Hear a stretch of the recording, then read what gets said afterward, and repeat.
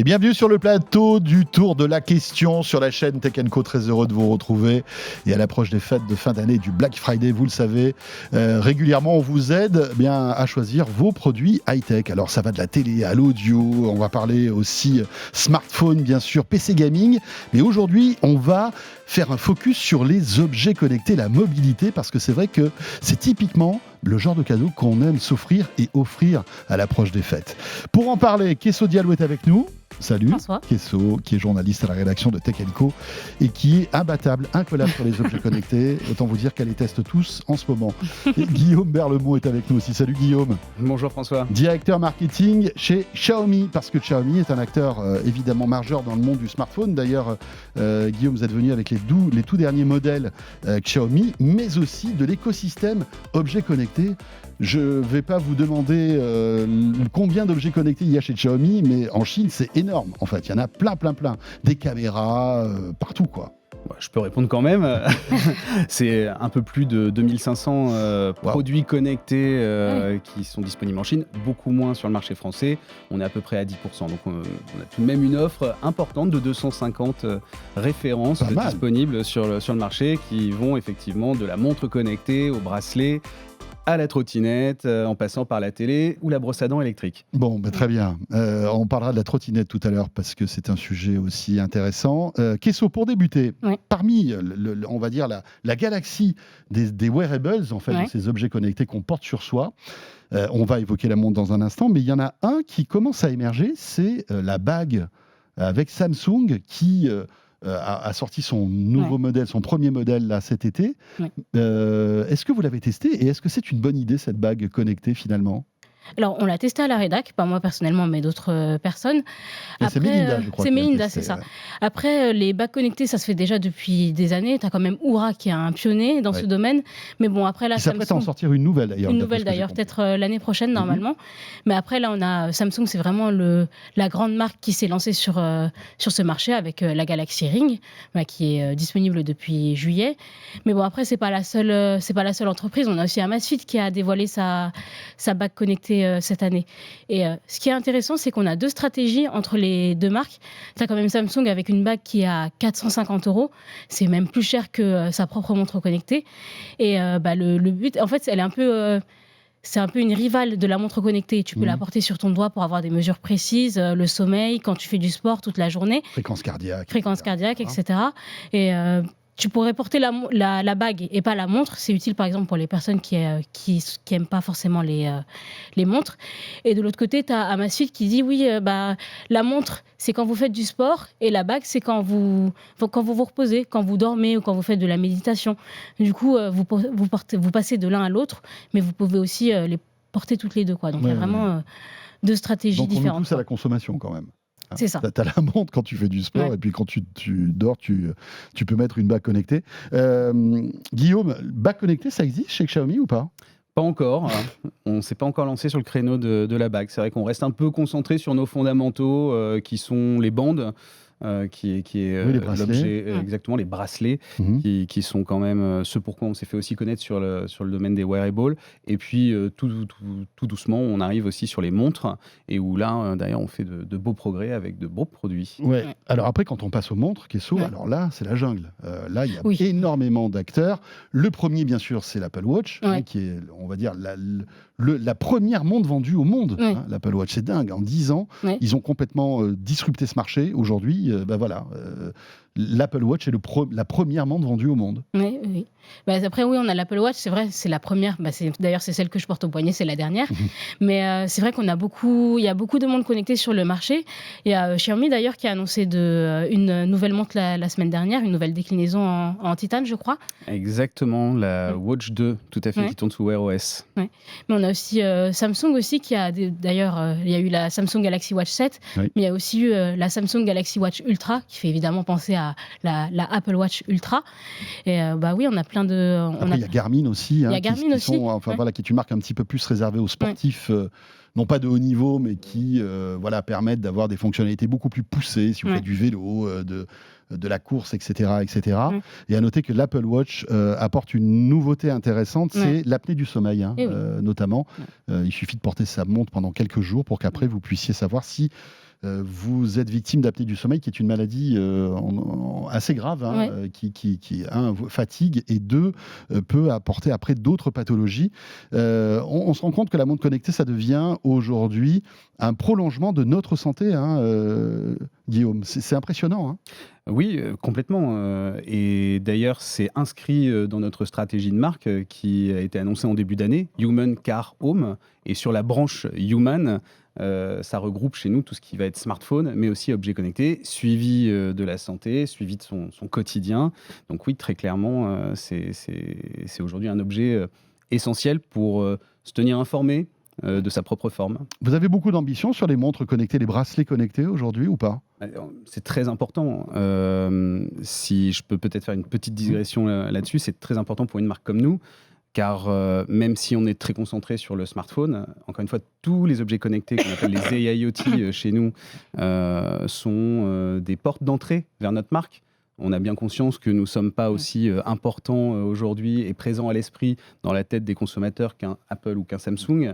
Donc pour nous, c'est une façon aussi détournée de faire rentrer des gens dans notre univers, qu'ils apprécient ces objets, puisqu'on a des taux de satisfaction qui sont excellents sur les objets connectés, que ce soit montres, bandes, buds, et ça leur permet de faire connaissance finalement avec la marque et de pouvoir ensuite peut-être passer à d'autres produits comme le smartphone. Mais après, si je ne me trompe pas, en plus, chez Xiaomi, la particularité des montres connectées, c'est qu'elles sont compatibles avec iOS et Android, si je... Alors, on est effectivement, oui, compatible. Notre application Mi Fitness, d'ailleurs, qui vient d'avoir une toute nouvelle mise à jour avec de nouvelles fonctionnalités, aussi bien pour les bandes que pour les montres, est disponible aussi bien dans le Play Store que dans l'App Store, tout à fait. Donc, en fait, je peux avoir un iPhone et avoir les fonctionnalités d'une montre Xiaomi. Tout ça est bien intégré, en fait, parce que c'est ce qu'on évoque et qu'on salue, en fait, chez Apple. C'est l'intégration de l'Apple Watch dans l'écosystème, en fait, Apple. C'est ce qu'on peut leur reprocher, d'ailleurs, parfois. Mais tu peux pas utiliser une Apple Watch avec un Android, par exemple. Non. À ce jour, non. Peut-être que la réglementation européenne va peut-être changer tout ça. Donc, en fait, elle est universelle, cette montre. Oui, on essaye d'être ouvert, puisque ça fait partie aussi de la philosophie de Xiaomi. C'est d'intégrer parfaitement, alors là sous notre OS, HyperOS qui tourne tout de même sous Android, mais d'intégrer parfaitement nos produits ensemble. Avec un smartphone Xiaomi. Exactement, un smartphone Xiaomi, une voiture Xiaomi, un aspirateur robot Xiaomi. Tout ça est parfaitement intégré avec le même OS, mais on est aussi compatible et on s'efforce d'avoir l'intégralité de nos fonctionnalités également disponibles pour des appareils qui tournent sous iOS. Guillaume, un mot sur les différences majeures qu'il y a entre la montre et le bracelet connecté. Alors, il y a le prix, déjà, parce que les bracelets connectés, ça coûte vraiment pas cher. On est à quel type de tarif sur ce genre de produit ? Typiquement, pour ce nouveau Band 9 qui vient de sortir et qui a été annoncé la semaine dernière, on est à 39 €.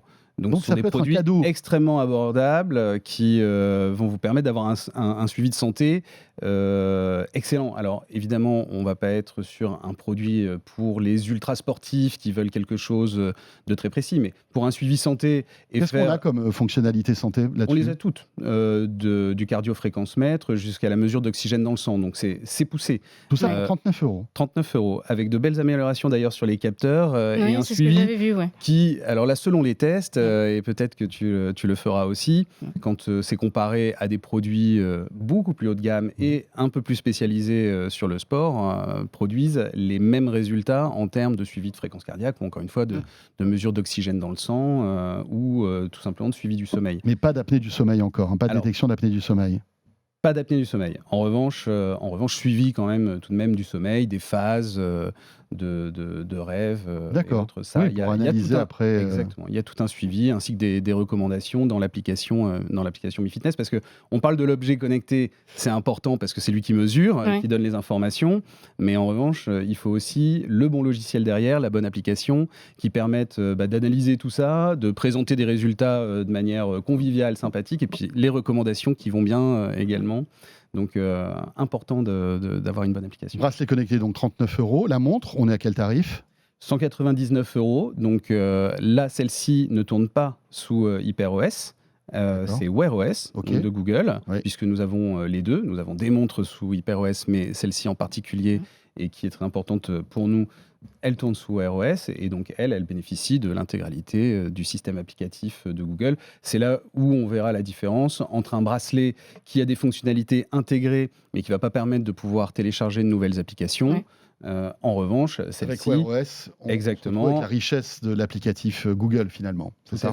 Tout à fait. Et celle-ci, nous avons quand même deux petits points particuliers chez Xiaomi. C'est que nous avons apporté notre expertise en termes d'autonomie, ce qui en fait la montre Wear OS la plus endurante du marché, puisque c'est toujours peut-être un des points faibles des montres et des objets connectés aujourd'hui, c'est qu'il faut les recharger souvent. Donc, il me semble que vous aviez parlé de 21 jours avec la Watch 2. Alors avec le band. Avec le band, effectivement, 21 jours, et c'est plutôt 65 heures, donc plus de 2 jours évidemment, pour la Watch 2. Alors Guillaume, on va revenir vers vous dans un instant parce qu'on va parler trottinette électrique, parce que c'est un sujet aussi intéressant, parce que voilà, c'est un moyen de locomotion bien sympa qui se démocratise. Et sur la plateforme Tech & Co, on en parle des trottinettes ? On en parle un peu quand même, oui. Des trottinettes électriques. Après, je sais que Xiaomi a sorti 3 trottinettes électriques cette année, je crois. Mais on a aussi, t'as Urban Glide, t'as aussi Segway aussi qui est pas mal connu sur ce marché. Et d'ailleurs, Segway qui a annoncé une nouvelle trottinette électrique juste hier, la ZT3 Pro. Et c'est une trottinette électrique qui allie agilité en ville et performance tout-terrain. Bon, après, elle reste plus chère, je crois, que la 4 Pro Max. Elle est à 749 €, mais bon, après Segway, c'est vrai que leur trottinette électrique, on part de 169 € quand même, jusqu'à 3000 € quand même pour une trottinette électrique, ce qui est beaucoup plus cher que le reste du marché, et même que Xiaomi surtout. L'ADN aussi, ça fait partie de l'ADN de Xiaomi, hein, les trottinettes. Hein. Je crois que vous êtes l'un des principaux vendeurs de trottinettes, non ? On reste numéro 1 en France sur la trottinette. On a eu effectivement un renouvellement de gamme cette année, même si l'ancienne gamme est toujours disponible et animée de promotion, puisqu'on se parle de Black Friday, même si c'est peut-être un tout petit peu moins la période d'achat d'une trottinette, hein, c'est souvent concentré sur la période de l'été, évidemment. Ouais. Donc là, mais si on est un peu malin... Mais exactement, c'est peut-être le moment de prévoir pour l'été prochain son futur moyen de transport. Je peux vous le garantir, il reviendra. On ne sait pas quand, mais il reviendra. Mais oui, c'est très important. Et là, à nouveau, je reviens sur notre vision Human Car Home, donc le Human qui était pour les smartphones, les wearables, le car qui est pour la mobilité en règle générale, donc évidemment les véhicules électriques, mais dans les véhicules électriques, quelque part, il y a aussi la mobilité douce avec les trottinettes. Donc oui, c'est un pan très important également de notre stratégie. Combien de modèles donc, de trottinettes ? À quel tarif à peu près ? Aujourd'hui, en modèle actif dans la gamme, on en a 5 ou 6. Donc 3 qui sont sortis cette année, de la 4... Voilà. Gen 2 Lite jusqu'à la Max. Et là, les prix vont de 199 à 649 €. Donc ça, c'est les nouveaux modèles, mais on peut trouver donc de bonnes affaires avec les précédents modèles. Il y a de grosses différences entre les deux générations ? Il y a eu une amélioration sur l'autonomie notamment et sur la puissance maximum délivrée sur toute la phase finalement d'usage de la batterie. Donc plus de confort. Et puis un autre point qui est neuf cette année sur les modèles, c'est tous les éléments de sécurité qui n'étaient pas présents sur les précédentes, avec l'allumage automatique des feux dès que la nuit tombe, exactement, les clignotants, ce genre de choses qui sont essentielles pour être plus possible visible et en sécurité sur les routes. On sait que c'est un vrai sujet de société. Avec le casque, bien évidemment, indispensable aujourd'hui. Merci beaucoup à tous les deux. Merci Kesso. Avec plaisir. Voilà, pour bien choisir évidemment vos objets connectés, je vous renvoie bien sûr sur le site Tech & Co. Et merci beaucoup Guillaume Berleban, directeur marketing donc de Xiaomi France. Merci pour l'invitation. Voilà pour ce tour de la question spéciale objets connectés et mobilité. Beaucoup d'autres rendez-vous vous attendent sur la plateforme Tech & Co. N'hésitez pas à y jeter un petit coup d'œil. Vous pouvez aussi passer par l'appli RMC BFM Play au passage si ça vous chante. Et moi je vous retrouve très vite bien sûr.